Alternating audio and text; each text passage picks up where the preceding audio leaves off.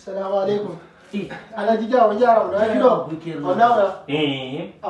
hande wunta ko gonno takko ɗo ko Alhaji Moutar yeeso ɗo donc andiran kadi profite noon ɗon waɗa noon duwaji ɗin ɗo ɓaɗo man duwaji moon ɗin jaago mi famani mi yami duwoyo ɗo duwa waɗe ɗo koye pay koye ko moɓodiri ɗo a falay wokkudenan e wirtere Alhaji mo ɗon kadi kono andi duwaji moon ɗin no yaawi ɗon so duwike Allah jaabine ɓay ko ngakkadi hakkille wata hersinan moote andi ɓay ko an iɗen weldi ko ɗum adi mi wawma haalande piiji ɗin fof wata hersinan an kadi andi kon ɗum waɗi min mi wawata duwagol wata yi ande ko mi kikalajo waɗi kono mi wawata duwade mi wawata duwade miɗo hersi ɗum ɗon yaw wiyaɓe hande mi alaga mi ala ɗo mi yeehi nokkugo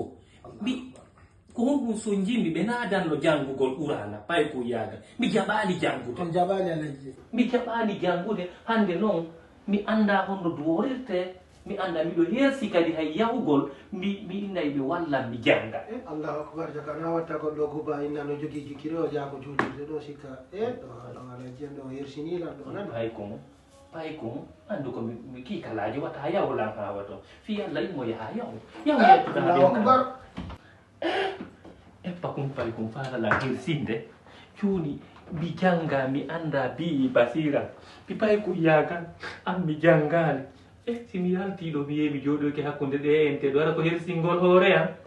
yomi leyɗe porto moƴƴanala mi yettoye Fuuta Kane